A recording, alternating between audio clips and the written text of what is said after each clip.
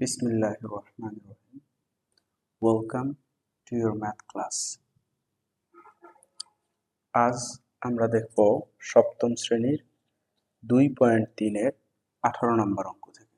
তো এখানে বলছে স্রোতের প্রতিকূলে একটি জাহাজ 11 ঘন্টায় 77 কিলোমিটার পথ অতিক্রম করে। স্থির পানিতে জাহাজের গতিবেগ প্রতি ঘন্টায় 9 কিলোমিটার হলে স্রোতের গতিবেগ প্রতি ঘন্টায় কত কিলোমিটার? এখানে আমাদের যেটা খেয়াল করতে হবে, এখানে দেয়া আছে 11 ঘন্টায় 77 কিলোমিটার পথ অতিক্রম করে, কিন্তু আমাদের যেটা বের করতে বলছে স্রোতের গতিবেগ প্রতি ঘন্টায় কত, 1 ঘন্টায় স্রোতের গতিবেগ কত সেটা বের করতে হবে। তার মানে আমার এই 11 ঘন্টায় 77 কিলোমিটার, এটাকে প্রতি ঘন্টায় কত কিলোমিটার যায় সেটা বের করতে হবে সর্বপ্রথম। এখন আমরা যদি এটা বের করি, এখানে বলছে স্রোতের প্রতিকূলে, কারণ এখানেও দেয়া আছে যে স্রোতের প্রতিকূলে 11 ঘন্টায় 77 কিলোমিটার যায়। তাহলে স্রোতের প্রতিকূলে হবে 11 ঘন্টায় যায় 77 কিলোমিটার। তাহলে 1 ঘন্টায় কম কিলোমিটার যাবে, কম কিলোমিটার গেলে ভাগ হবে, 11 দ্বারা 77কে ভাগ, 11 দ্বারা 77কে ভাগ করলে 7 হয়। তাহলে এই 7 কিলোমিটার, এই 7 কিলোমিটার মানে হচ্ছে প্রতি ঘন্টায় 7 কিলোমিটার যায়, মানে 7 কিলোমিটার পার আওয়ার যেটাকে বলা হয়, সেটা হচ্ছে এইটা, যে প্রতি ঘন্টায় 7 কিলোমিটার পথ অতিক্রম করে।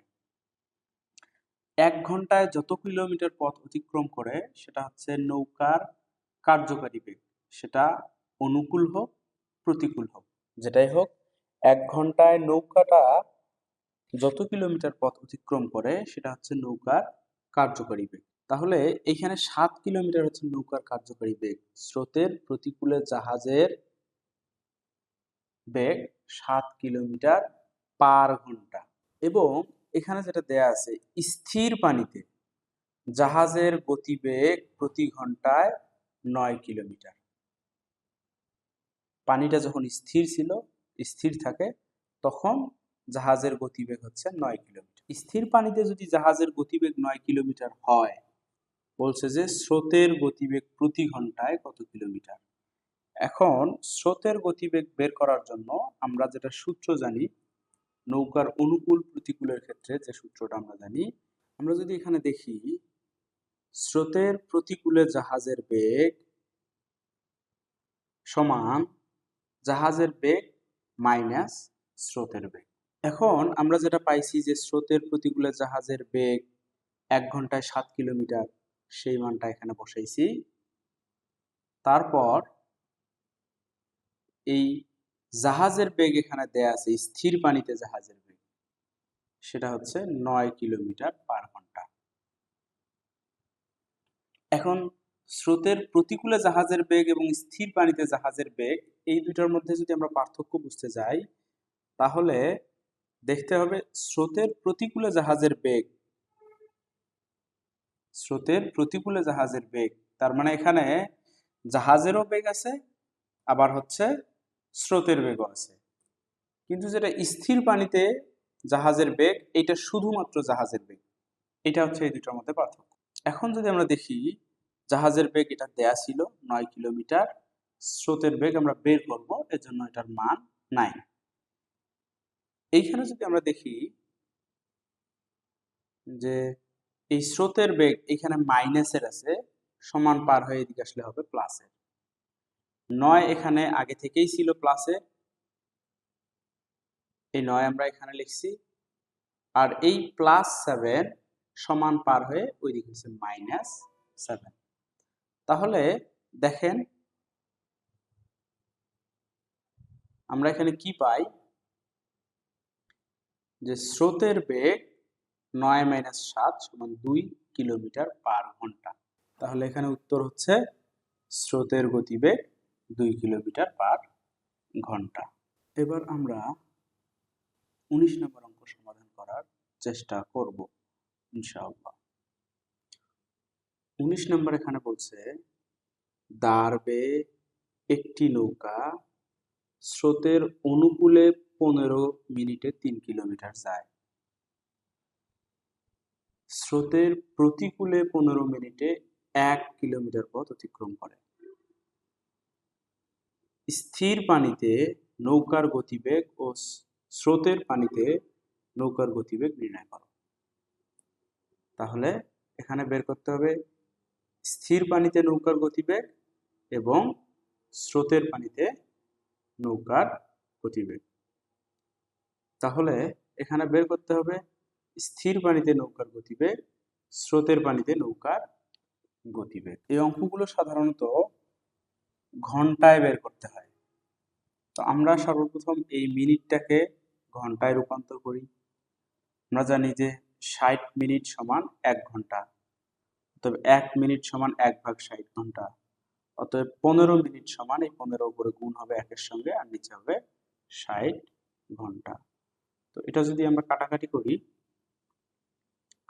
তাহলে 15 দ্বারা 60কে ভাগ করলে 4×15 60, উপরে থাকতেছে 1/4, তাহলে এইটা আসতেছে এখানকার উত্তর। তাহলে এইটা এখানে ঘন্টায় রূপান্তর হলো। 15 মিনিট সমান 1/4 ঘন্টা।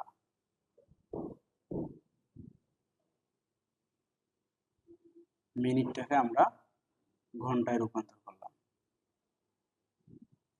এখন এই আমরা ঘন্টা নিয়েই কাজ করব। তাহলে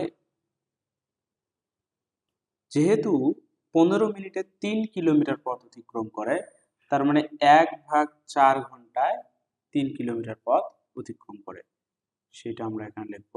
অতএব 1/4 ঘন্টায় অতিক্রম করে 3 কিলোমিটার, এটা অনুকূলে, কারণ এখানে বলছিল যে 3 কিলোমিটার যায়, 15 মিনিটে 3 কিলোমিটার যায় স্রোতের অনুকূলে।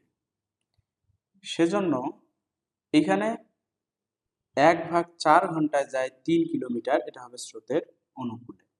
অতএব 1 ঘন্টায় যায়, আমরা এটাকে 1 ঘন্টায় রূপান্তর করব। 1 ঘন্টায় যায় 3 গুণন 4/1 কিলোমিটার। এইটা মূলত এভাবে ছিল যে 1 ঘন্টায় যায় 3/1/4 কিমি। এটাকে আমরা এভাবে করছি, 3 ভাগটাকে গুণ করে দিলে উপরে যাচ্ছে 4 ডিভাইডেড 1 আসতেছে নিচে। নিচের 1-এর যেহেতু কোনো দাম নাই, ভ্যালু নাই, সেহেতু আমরা 3 আর 4 গুণ করে দিয়েছি, 3×4 12 কিলোমিটার। এখানে যে 12 কিলোমিটার বের হলো, এটা হচ্ছে স্রোতের অনুকূলে নৌকাটি 1 ঘন্টায় যায় 12 কিলোমিটার। এখন আমরা স্রোতের প্রতিকূলেরটা বের করি। এখানে কি বলেছিল? এখানে বলছিল যে স্রোতের প্রতিকূলে 15 মিনিটে 1 কিলোমিটার পথ অতিক্রম করে। 15 মিনিটে 1 কিলোমিটার পথ অতিক্রম করে। তাহলে আমরা পেয়েছিলাম যে 15 মিনিট মানে হচ্ছে 1/4 ঘন্টা। এইটা যদি আবার আমরা এখানে অ্যাপ্লাই করি, যে প্রতিকূলে স্রোতের প্রতিকূলে 1/4 ঘন্টায় যায় 1 কিলোমিটার, অতএব স্রোতের প্রতিকূলে 1 ঘন্টায় যায়। 1 ঘন্টায় কি হতো? এখানে এরকম হতো যে 1/1/4, এটা এভাবে ভাগটাকে গুণ করে দিলে 4 যাচ্ছে উপরে, নিচে আসতেছে 1, 4×1 4। তো এইটা হচ্ছে স্রোতের প্রতিকূলে 1 ঘন্টায় যাচ্ছে, নৌকাটি 1 ঘন্টায় যায়। তো এখন যদি আমরা দেখি স্রোতের অনুকূলে এবং প্রতিকূলের আমরা দুইটা সূত্র জানি। একটা হচ্ছে অনুকূলের ক্ষেত্রে এই নৌকার প্রকৃত বেগ প্লাস স্রোতের গতিবেগ সমান আমরা পাইছি অনুকূলে, 12 কিলোমিটার। আবার প্রতিকূলের ক্ষেত্রে আমরা দেখছি যে প্রতিকূলে নৌকার প্রকৃত বেগ মাইনাস স্রোতের গতিবেগ সমান 4 কিলোমিটার আমরা পাইছি, এই 4 কিলোমিটার। এখন আমরা যদি এখানে যোগ করি তাহলে কি হচ্ছে, এই স্রোতের গতিবেগ আর এই স্রোতের গতিবেগ কাটা, একটা প্লাসের একটা মাইনাসের, যার জন্য এই দুটো কাটা। তাহলে কি থাকতেছে, এখানে থাকতেছে নৌকার প্রকৃত বেগ দুইটা যোগের, তাহলে এখানে আসবে 2 ইন্টু নৌকার প্রকৃত বেগ। যেহেতু যোগ করছি সেহেতু এখানে 12 যোগ 4 হবে, এটা যোগ হবে। 12 আর 4 যোগ করলে আমরা এখানে পাচ্ছি 16। আফটার দ্যাট এইখানে 2 ছিল গুণ আকারে, এই 2 যদি সমান আমরা পার করে দেই তাহলে এটা হচ্ছে ভাগ। তাহলে 2 দ্বারা 16কে ভাগ করলে আসতেছে 8, 8 কিলোমিটার পার ঘন্টা। এটা কি আসলো, নৌকার প্রকৃত বেগ, নৌকার প্রকৃত বেগ।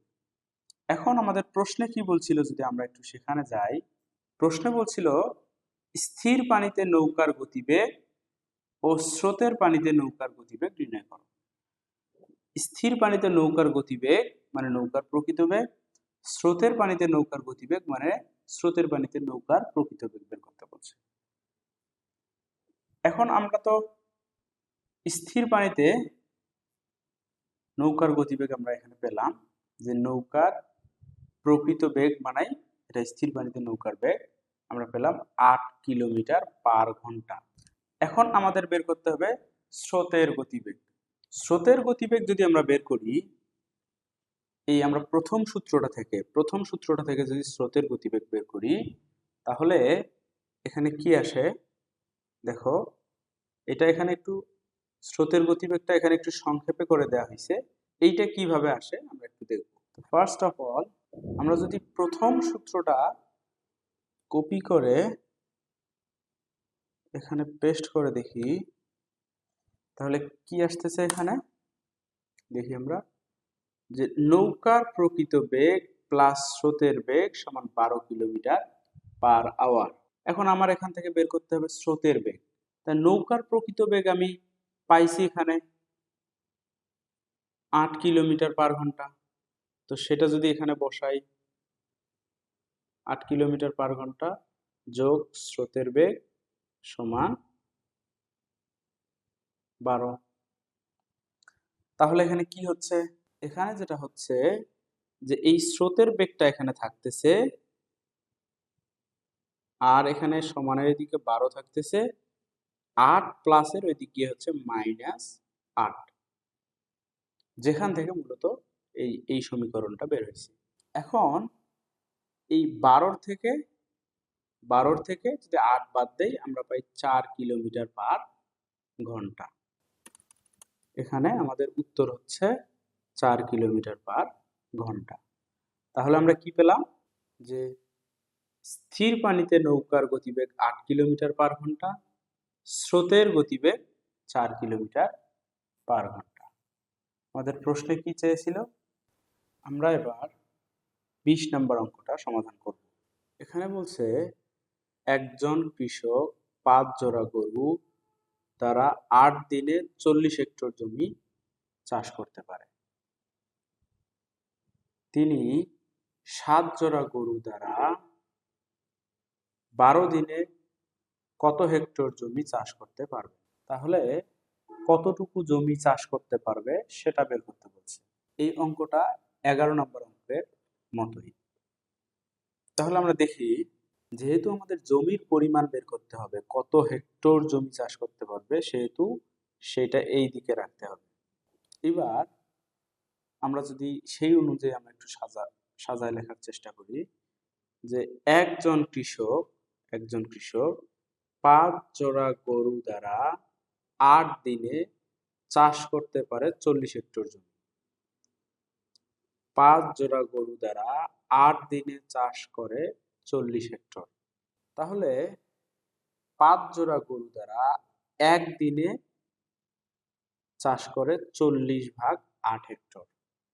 এখন একটু খেয়াল করো, গরু আগেও ছিল 5 জোড়া, পরেও 5 জোড়াই আছে, কিন্তু এখানে 8 দিনে যদি 40 হেক্টর জমি চাষ করে তাহলে অবশ্যই একদিনে কম হেক্টর জমি চাষ করতে পারবে, কারণ এখানে তো গরুর সংখ্যা সেম আছে, এই জন্য, যার কারণে এখানে ভাগ হয়েছে। খেয়াল করো, 5 জোড়া গরু দিয়ে একদিনে যতটুকু জমি চাষ করতে পারবে, 1 জোড়া গরু দিয়ে ওই একদিনে জমি আরো কম পরিমাণে চাষ করতে পারবে, কারণ 5 জোড়া গরু দিয়ে যেটা চাষ করতে পারবে 1 জোড়া গরু দিয়ে তার থেকে কম চাষ করারই কথা, যার কারণে এই 5 আবার এখানে ভাগ হয়েছে। আবার যদি আমরা দেখি, আমাদের অঙ্কে বলছিল যে 7 জোড়া গরু দ্বারা 12 দিনে কত হেক্টর জমি চাষ করতে পারবে। এখন হচ্ছে গরুর পরিমাণ কত, 7 জোড়া, আমরা 1 জোড়ায় বের করে নিলাম। এখন যদি আমরা 7 জোড়া নিয়ে কাজ করি, 1 জোড়া গরু দিয়ে যে পরিমাণ জমি চাষ করতে পারবে, স্বাভাবিকভাবে 7 জোড়া গরু দিয়ে তার থেকে বেশি পরিমাণ জমি চাষ করতে পারবে। এখন বেশি হবে জন্য এখানে আবার গুণ হয়েছে। এখন আবার খেয়াল করো যে ওই 7 জোড়া গরু দিয়ে 12 দিনে 12 দিনে জমি চাষ করতে পারবে আরো বেশি, কারণ 7 জোড়া গরু দিয়ে একদিনে যে পরিমাণ অংশ চাষ করতে পারবে, 7 জোড়া গরু দিয়ে যখন দিন আরো বেড়ে যাবে তখন কাজ সে আরো বেশি করতে পারবে, যার কারণে এই 12 আবার এখানে গুণ হয়েছে। আমরা যদি এই কাটাকাটিটা একটু দেখি তাহলে কি আসে, 40 গুণ 7 গুণ 12 ডিভাইডেড 8 গুণ 5। এই 8 দ্বারা যদি আমরা 40-কে ভাগ করি তাহলে আসতেছে 5 আসতে 40। এই 5 দ্বারা যদি 5-কে ভাগ করি তাহলে আসতেছে 1, 5 1-কে 5। এখন এখানে থাকতেছে 7 আর 12 গুণ। 7 আর 12 গুণ করলে 7 দুগুণ 14 4, 7 1-কে 7 আর হাতে 1 8। তাহলে 7 আর 12 যদি আমরা গুণ করি তাহলে আসতেছে 84।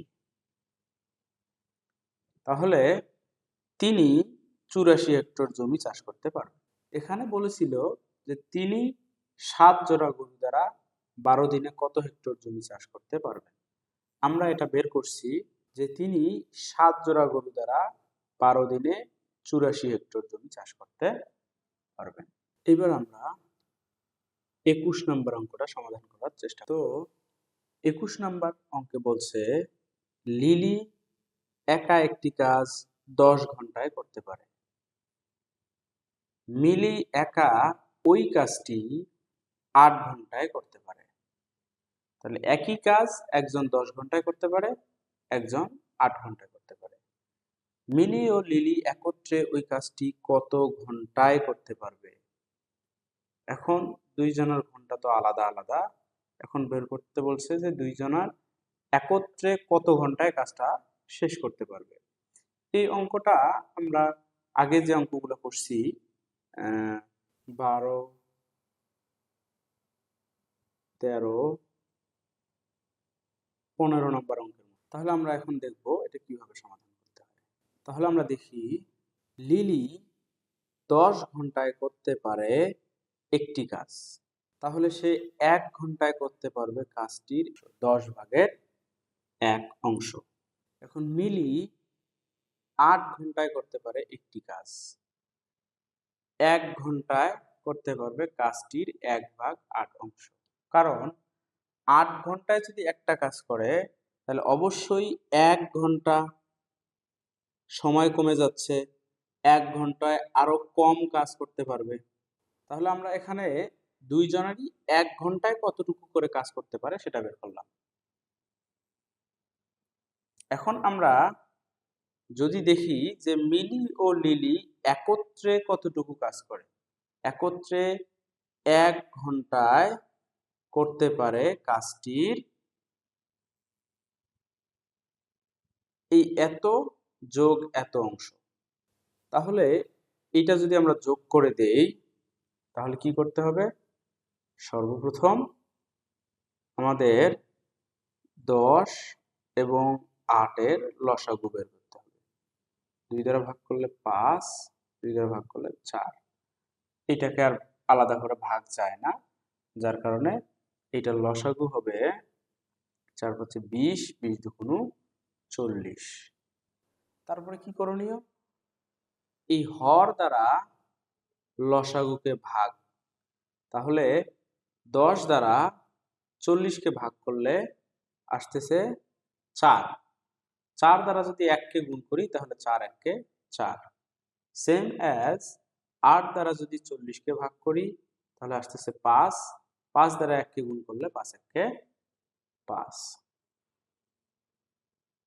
এইটা যদি আমরা যোগ করি 5 আর 4 এখানে আসতেছে 9 আর নিচে 40 অংশ। তাহলে এটা কি বের হইল?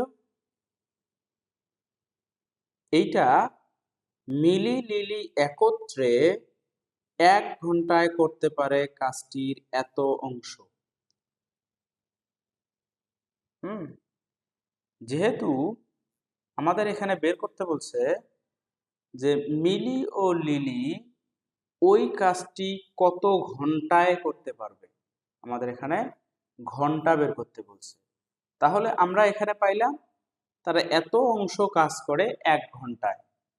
তাহলে এইটা যদি আমরা একটু উল্টায় লিখি যে তারা একত্রে এত অংশ কাজ করে 1 ঘন্টায়। কাজটির এত অংশ করে 1 ঘন্টায়। তাহলে এই কাজ তো সম্পূর্ণটা মানে একটা কাজ ছিল, সেই এক বা সম্পূর্ণ অংশ কাজ করে এটা মূলত এরকম ছিল যে 1 ভাগ 9 ভাগ 40। এখন এই ভাগটাকে যখন আমরা গুণ করছি তখন হচ্ছে 40 ভাগ 9, যেটা এই 40 ভাগ 9 কে যদি আমরা আবার ভাগ করি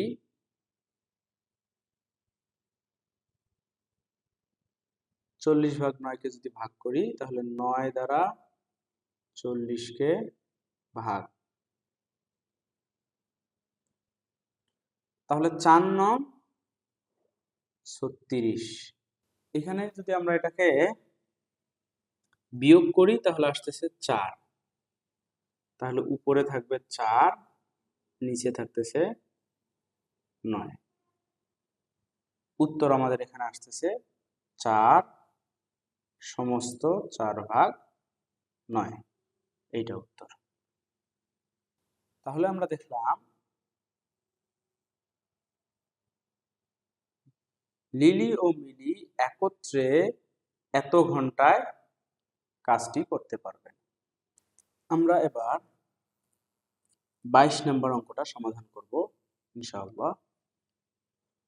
তো 22 নম্বর অঙ্কের মধ্যে বলছে দুটি নল দ্বারা একটি খালি চৌবাচ্চা যথাক্রমে 20 মিনিটে এবং 30 মিনিটে পানি পূর্ণ করা যায়।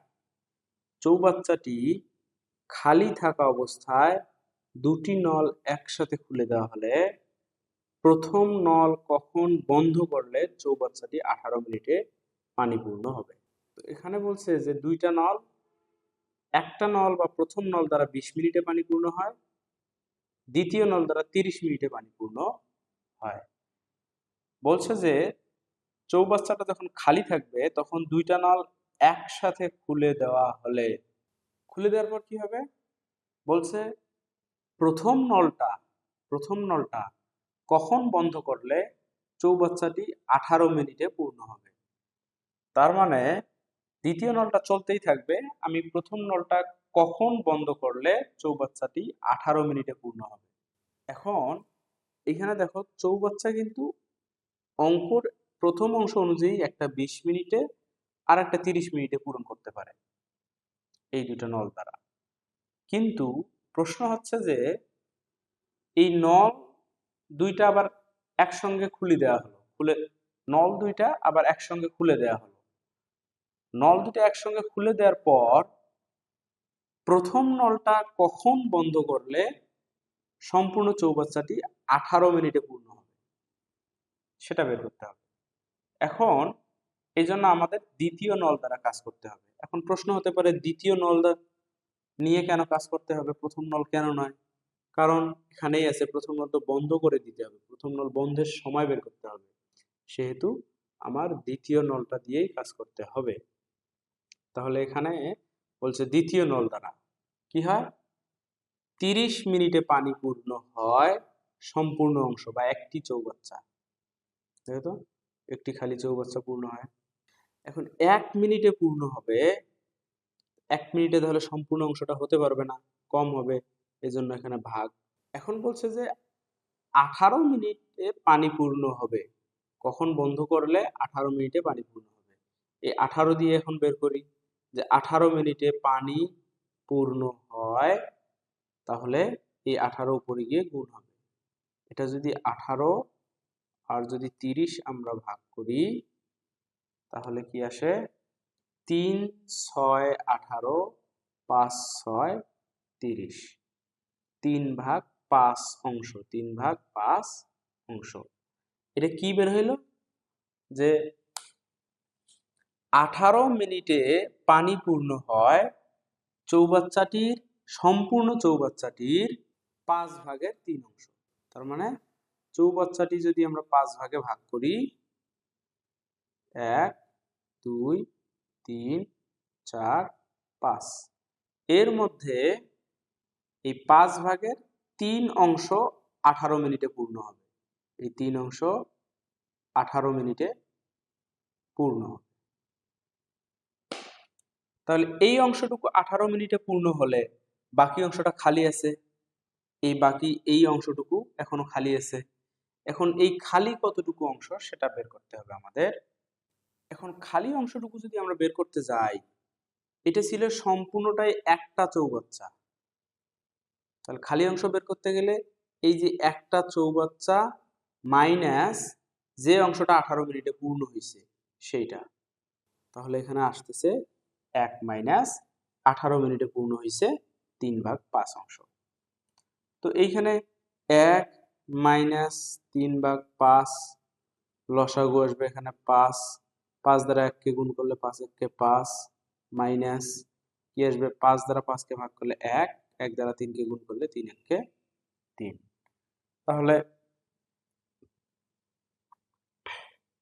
এখন যদি আমরা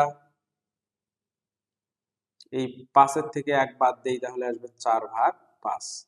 এই এত অংশ চৌবাচ্চা খালি আছে। এখন আমরা যদি এটা লসাগু করি তাহলে লসাগু আসবে 5, লসাগু 5, 5 দ্বারা 1 কে গুণ করলে 5 1 কে 5, মাইনাস এই 5 দ্বারা 5 কে ভাগ করলে 1, 1 দ্বারা 3 কে গুণ করলে 3 1 কে 3। এটা যদি বিয়োগ করি তাহলে 5 এর থেকে 3 বাদ দিলে 2 ভাগ 5। এই এত অংশ চৌবাচ্চা খালি থাকতেছে।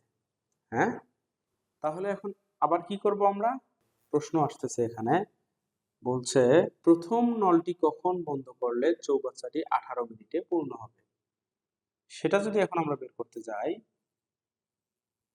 তাহলে দেখো যে সম্পূর্ণ অংশ চৌবাচ্চাটা পূর্ণ হয় 20 মিনিটে,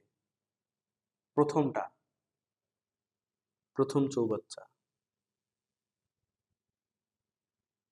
এখন এই প্রথম চৌবাচ্চা এই অংশটুকু যে খালি পেলাম আমরা, এই অংশটুকু যে খালি পেলাম, এইটা মানে প্রথম চৌবাচ্চা দিয়ে পূরণ হবে। সম্পূর্ণ অংশ চৌবাচ্চা যদি পূর্ণ হয় 20 মিনিটে, তাহলে 2 ভাগ 5 অংশ কত মিনিটে পূর্ণ হবে এটা, তাহলে 20 গুণন 2 ভাগ 5 হবে। গুণ হওয়ার কারণ এটা বেশি হবে, যার কারণে গুণ হবে। 5 দ্বারা 20 কে ভাগ করলে আসতেছে 4, 4 দ্বারা 2 কে গুণ করলে 4 দুগুণ 8।